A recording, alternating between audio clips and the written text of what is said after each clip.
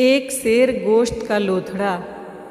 حکیم صاحب بادشاہ کے ساتھ چلے تو گئے، لیکن بات وہی تھی کہ بادشاہوں اور نوابوں کے درباروں میں رہنا ان کو پسند نہ تھا۔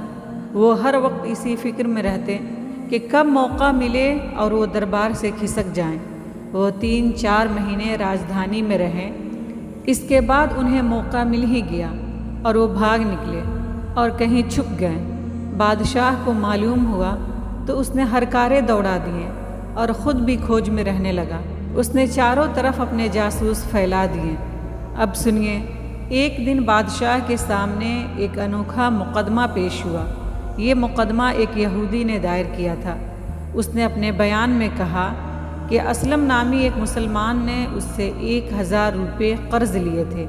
شرط یہ تھی کہ 3 مہینے میں دے دے گا، اور اگر نہ دے سکے گا تو یہودی اس کے بدن سے 1 سیر گوشت کا لوتھڑا کاٹ لے گا۔ 3 مہینے پورے ہو گئے، لیکن اسلم نے قرض ادا نہیں کیا، تو اب میں 1 سیر گوشت کا لوتھڑا کاٹوں گا۔ اسلم تیار نہیں ہوتا، اس لیے انصاف فرمایا جائے۔ ایسا مقدمہ بادشاہ کے سامنے کبھی نہیں آیا تھا۔ پھر 1 سیر گوشت کا لوتھڑا کاٹنے کی شرط کو وہ غلط سمجھتا تھا۔ اس نے یہودی سے کہا کہ شرط ظالمانہ ہے، اس لیے وہ یہ شرط ہٹا دے اور دوسری سزا بتائے، لیکن یہودی کسی بھی طرح راضی نہیں ہوا۔ اس نے کہا، میں تو شرط کے مطابق اسلم کے بدن سے 1 سیر گوشت کا لوتھڑا ہی کاٹوں گا۔ بادشاہ یہودی کی شرط سے بہت ہی سوچ میں پڑ گیا۔ یہودی سے کہا کہ اچھا، 3 دن کے بعد فیصلہ سنایا جائے گا۔ فیصلے کی تاریخ بڑھا دی گئی اور بادشاہ نے اعلان کرا دیا کہ جو کوئی 3 دن کے اندر اس مقدمے کے بارے میں سب سے اچھی رائے دے گا، اسے 1000 اشرفیاں انعام دی جائیں گی۔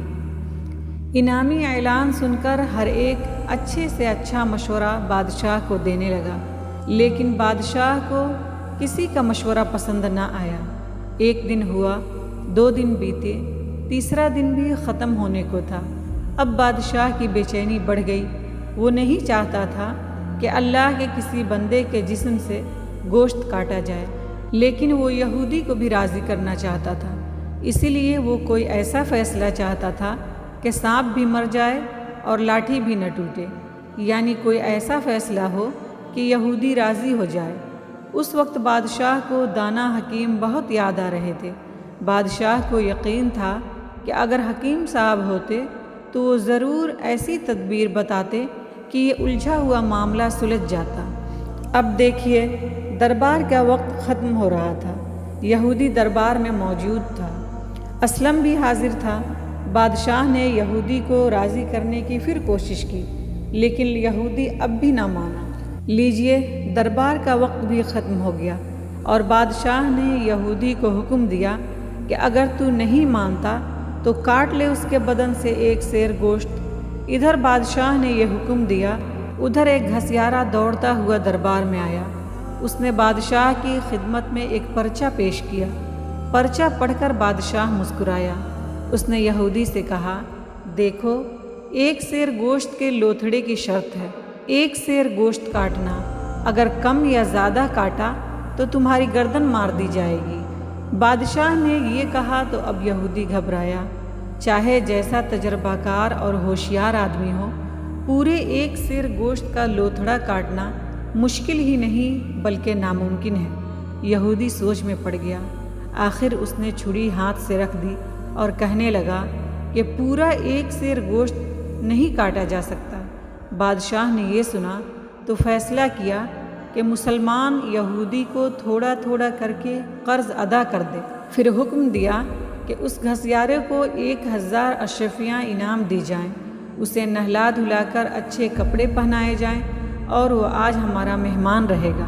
لیجئے، گھسیارے کی خاطر ہونے لگی۔ کھانا کھاتے وقت بادشاہ نے گھسیارے کو اپنے پاس ہی بٹھایا، اس سے چپکے چپکے باتیں بھی کرتا رہا۔ باتیں کر کے بادشاہ سمجھ گیا کہ گھسیارا بالکل بدھو ہے۔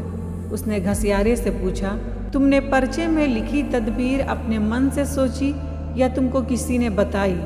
حضور، وہ تدبیر میری اپنی سوچی ہوئی نہیں تھی، مجھے تو ایک دوسرے گھسیارے نے بتائی تھی۔ گھسیارے سے یہ سنتے ہی بادشاہ نے 2 گھوڑے منگوائے، ایک پر خود بیٹھا، دوسرے پر گھسیارے کو بیٹھنے کا حکم دیا اور کہا کہ جلدی اس دوسرے گھسیارے کے پاس لے چلو۔ حکم کی دیر تھی، گھسیارا گھوڑے پر سوار ہوا، پھر دونوں گھوڑے سرپٹ ایک گاؤں کی طرف دوڑائے جا رہے تھے، لیکن جیسے ہی گاؤں میں پہنچے اور دوسرے گھسیارے کے بارے میں پوچھا تو معلوم ہوا کہ وہ تو اسی وقت یہاں سے کہیں چلا گیا جب یہ گھسیارا حضور کے دربار کی طرف گیا تھا۔ افسوس صد افسوس، بادشاہ اداس ہو گیا اور تھوڑی دیر گاؤں میں ٹھہر کر واپس آ گیا۔